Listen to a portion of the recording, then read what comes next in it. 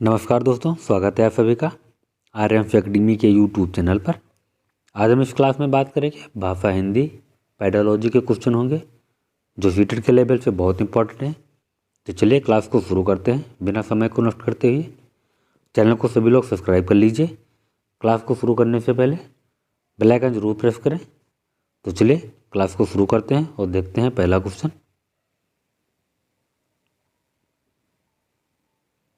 निम्नलिखित में कौन सी हिंदी भाषा के शिक्षा शास्त्र की भावना के विरुद्ध है? तो पूछा गया है हिंदी भाषा के शिक्षण शास्त्र की भावना के विरुद्ध है। तो ऑप्शन दिए गए हैं शिक्षार्थियों के जीवन में समृद्ध रखना, महत्वपूर्ण परिणामों के साथ अनुभवों को शामिल करना, शिक्षार्थियों को यथासंभव परीक्षा में बैठाना, वैसे अनुभवों पर अभिकल्पन करना जो विद्यार्थियों में रुचि पैदा कर सके। तो इस क्वेश्चन का ऑप्शन सी वाला सही होगा, विद्यार्थियों को यथासंभव परीक्षा में बैठाना। अगला क्वेश्चन देखते हैं।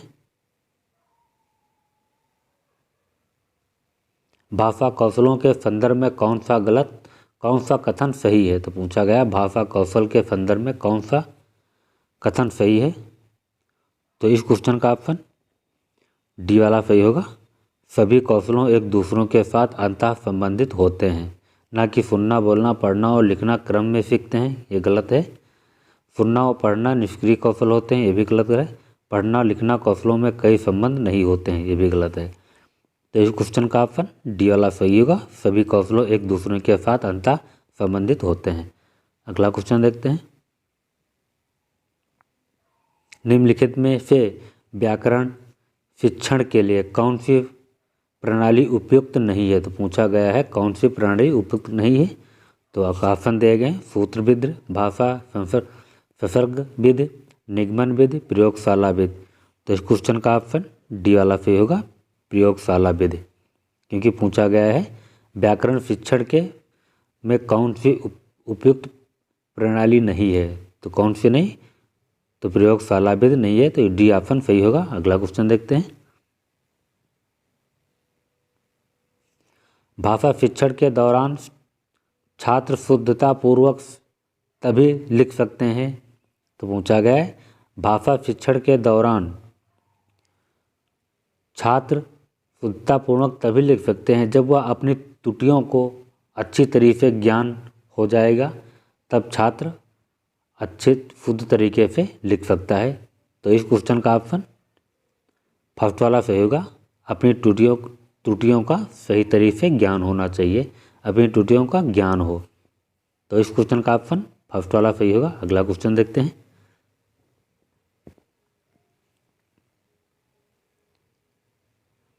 सतत और व्यापक मूल्यांकन की शुरुआत ने मूल्यांकन व्यवस्था को, तो पूछा गया सतत व्यापक मूल्यांकन की शुरुआत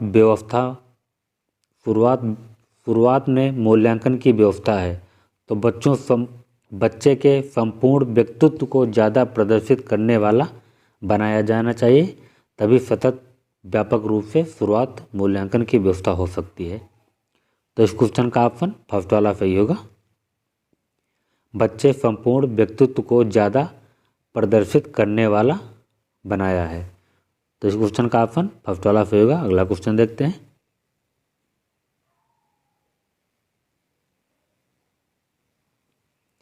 उच्च प्राथमिक स्तर पर भाषा की पाठ्य पुस्तक में विविध प्रकार की साहित्यिक रचनाओं के समावेश का मुख्य उद्देश्य है।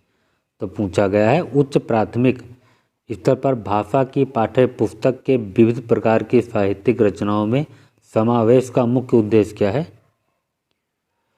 तो समावेश का मुख्य उद्देश्य क्या है? विभिन्न प्रकार की साहित्यिक विधाओं को भाषाई संरचना से परिचित होने का अवसर देना चाहिए, तभी भाषा की पाठ्य पुस्तक की साहित्यिक रचनाओं का समावेश का मुख्य ज्ञान उद्देश्य हो सकता है। तो इस क्वेश्चन का ऑप्शन बी वाला सही होगा, विभिन्न प्रकार की साहित्यिक विधाओं की भाषाई संरचनाओं के परिचित होने का अवसर देना चाहिए। अगला क्वेश्चन देखते हैं।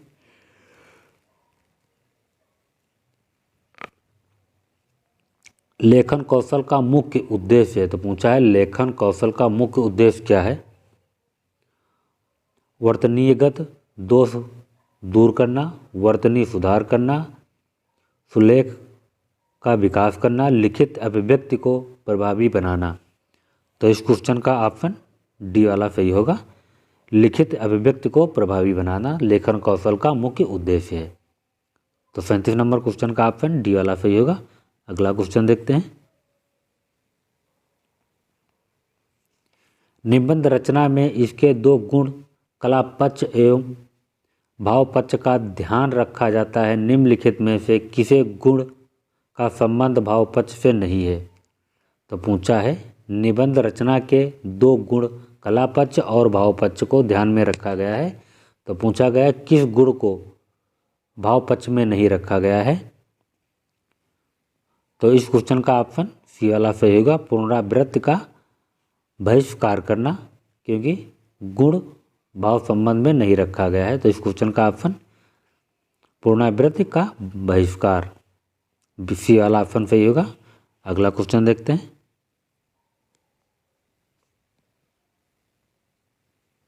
निम्नलिखित में मातृभाषा शिक्षण का सिद्धांत नहीं है।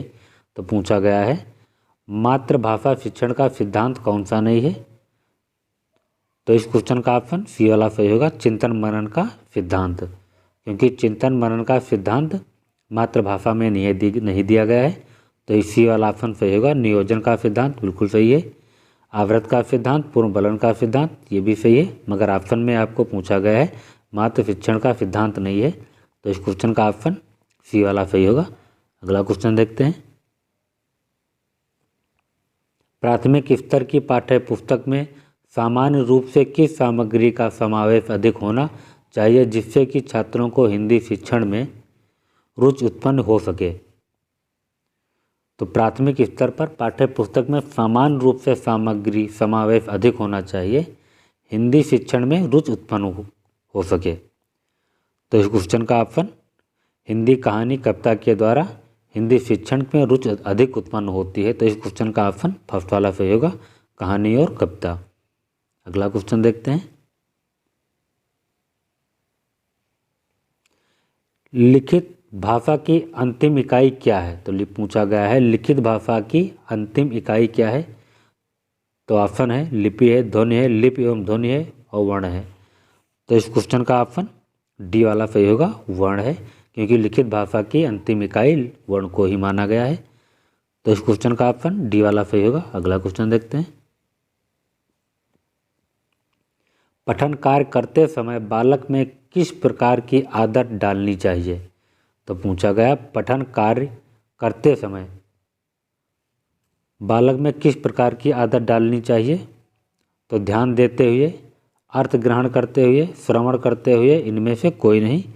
तो इस क्वेश्चन का ऑप्शन बी वाला सही होगा। अर्थ ग्रहण करते हुए बालक के कार्य पठन का आदत डालनी चाहिए। तो बी वाला ऑप्शन सही होगा, ग्रहण, अर्थ ग्रहण करते हुए।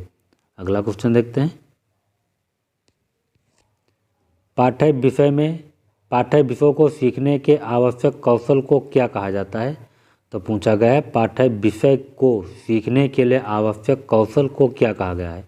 तो ऑप्शन है प्रवीणता कहा गया है, कुशलता कहा गया है, कार्यकुशलता कहा गया है, दक्षता कहा गया है। तो इस क्वेश्चन का ऑप्शन डी वाला सही होगा, दक्षता कहा गया है, क्योंकि पाठ्य पुस्तक में सीखने के आवश्यक गुण को क्या कहा गया है। तो दक्षता कहा गया है। डी वाला ऑप्शन सही होगा। अगला क्वेश्चन देखते हैं। आप किसी विद्यालय में हिंदी भाषा शिक्षक पद पर कार्यरत हैं, तो आप कक्षा के छात्रों के आकलन के लिए किसका सहारा लेना चाहेंगे। तो पूछा गया है एक विद्यालय में आप हिंदी के शिक्षक पद पर कार्यरत हैं, तो कक्षा के छात्रों का आकलन के लिए किसका सहारा लेंगे। तो बोर्ड परीक्षा का लेंगे, निबंधात्मक परीक्षा का लेंगे, वस्तुनिष्ठ परीक्षा का लेंगे, ग्रेडिंग व्यवस्था का लेंगे। तो इस क्वेश्चन का ऑप्शन डी वाला सही होगा, ग्रेडिंग व्यवस्था का सहारा लेंगे, क्योंकि छात्रों में आकलन के लिए सहारा लेना चाहिए। तो इस क्वेश्चन का ऑप्शन डी वाला सही होगा, ग्रेडिंग व्यवस्था का। अगला क्वेश्चन देखते हैं। निम्नलिखित में कौन सा स्वर भक्ति उच्चारण दोष का उदाहरण है। तो पूछा गया है कौन सा स्वर भक्ति उच्चारण दोष का उदाहरण है। तो इस क्वेश्चन का ऑप्शन सी वाला सही होगा। ब्रजेंद्र को बढ़ाकर ब्रजेंद्र कहा ना। तो इस क्वेश्चन का ऑप्शन सी वाला सही होगा। तो मैं वीडियो को यहीं समाप्त करता हूँ, अगले नेक्स्ट वीडियो में मिलेंगे। चैनल को सभी लोग सब्सक्राइब कर लीजिए, बेल आइकन जरूर प्रेस करें जिससे कि नोटिफिकेशन आप तक पहुँच सके। PDF के लिए डिस्क्रिप्शन में लिंक दी गई है टेलीग्राम के, वहाँ पर आप जाइए, वहाँ से लिंक पर जाकर के वहाँ से डाउनलोड कर सकते हैं। तो चलिए मैं क्लास को यहीं समाप्त करता हूँ, अगले वीडियो में मिलेंगे।